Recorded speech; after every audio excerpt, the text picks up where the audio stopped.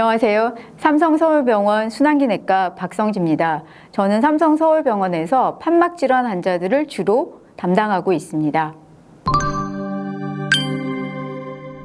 네, 우선 심장에는 4개의 문짝이 4개 있습니다.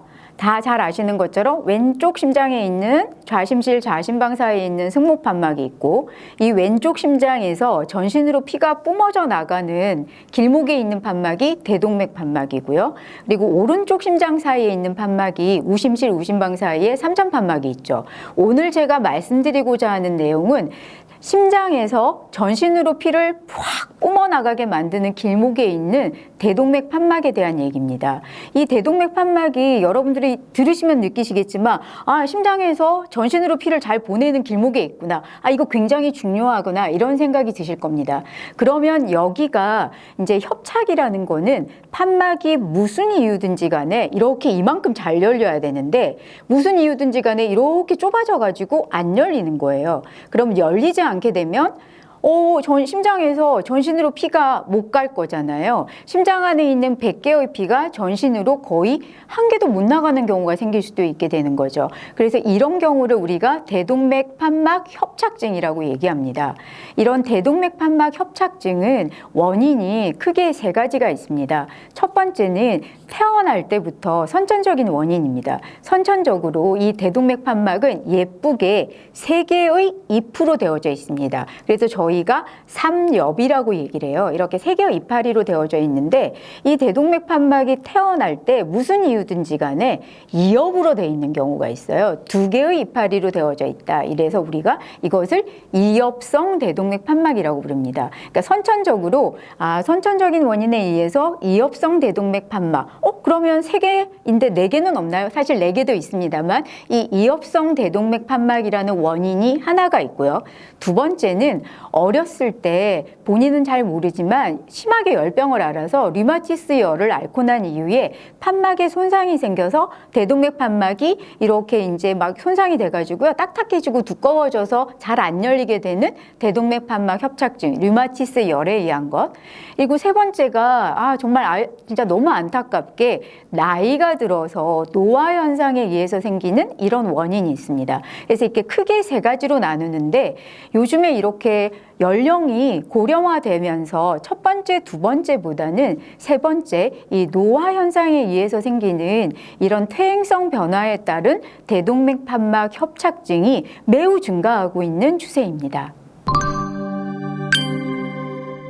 네, 대동맥 판막 협착증의 증상은 크게 저희가 3가지로 나눕니다. 첫 번째는 숨이 차는 건데요. 이게 숨이 차는 거가 고령 환자들한테 많다 그랬는데, 나이 드신 분들이 내가 나이가 들어서 숨 차는지 움직여서 숨 차는지 잘 모르시잖아요. 근데 대동맥 판막 협착증에 의해서 숨이 차는 증상은 활동을 딱 할 때입니다. 환자분들이 이렇게 얘기해요. 이렇게 건널목에 서 있다가 건널목이 끝나가는데 막 달려가려고 그랬는데 가슴이 확 아파요.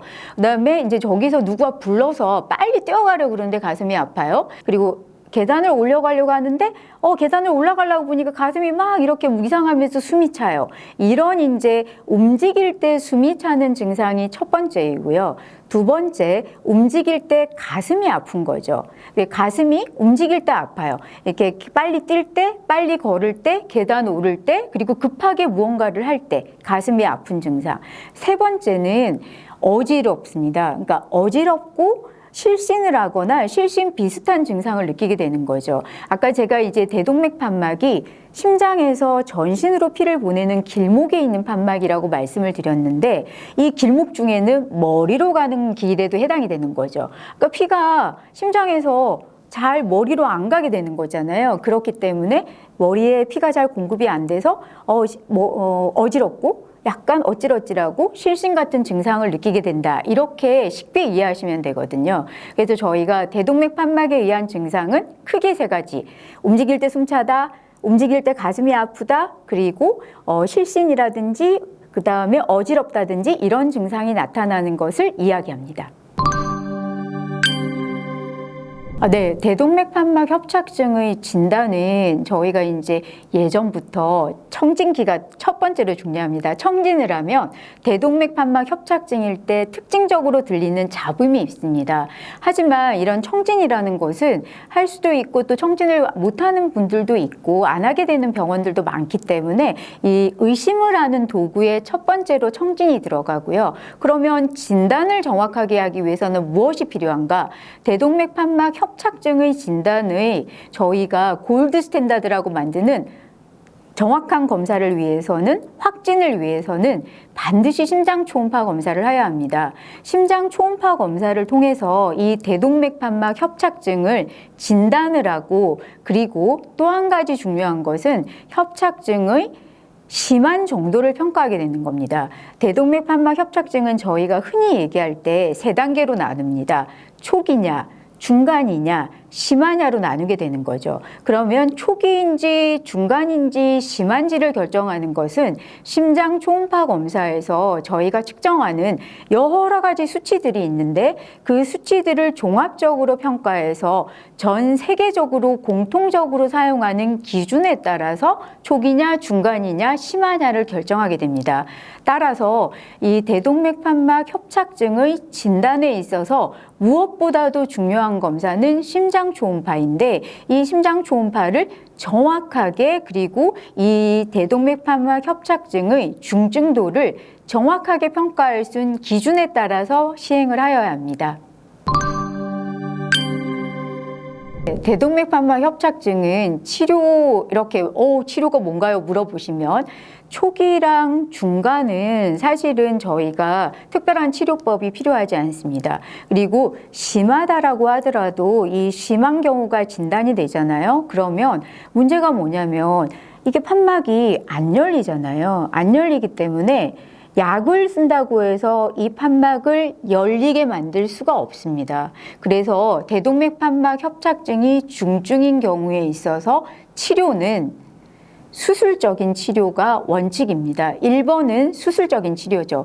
개용을 해서 환자분의 대동맥 판막, 고장난 대동맥 판막을 기계 판막이나 아니면 저희가 조직 판막이나 이런 걸로 바꾸게 되는 대동맥 판막 치환술이 치료의 원칙입니다. 하지만 이 수술을 하지 못하는 환자분들이나 수술이 매우 위험한 환자분들, 예를 들어서 80세 이상의 환자분들이 고령 환자분들인데 기저질환이 너무 많아서 개용 수술의 위험도가 매우 높다거나 아니면은 다른 동반된 질환들, 투석을 하고 있거나 다른 질환들이 많아서 수술의 위험도가 높은 경우에, 이런 경우에 있어서는 모든 분들께서 잘 알고 계시는 이 TAVI라고 하는 경피적 대동맥 판막 삽입술이라는 치료를 할 수가 있습니다. 이 TAVI 시술은 개용을 하지 않고, 그리고 이제 전신 마취 중에서도 이렇게 흡입 마취라고 해서 마취의 강도가 약한 마취를 하면서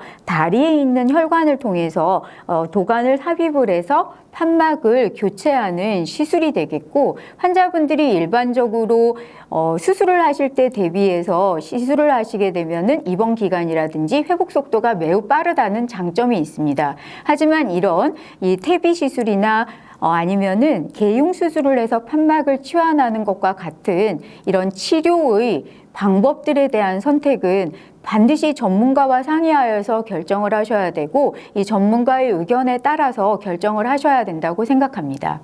네, 제가 오늘 말씀드린 대동맥 판막 협착증의 진단에 있어서 가장 중요한 검사는 심장 초음파 검사입니다. 그리고 수술이든 시술이든 환자분들을 추적 관찰하는 데 있어서도 심장 초음파 검사가 매우 중요한 역할을 하고 있습니다.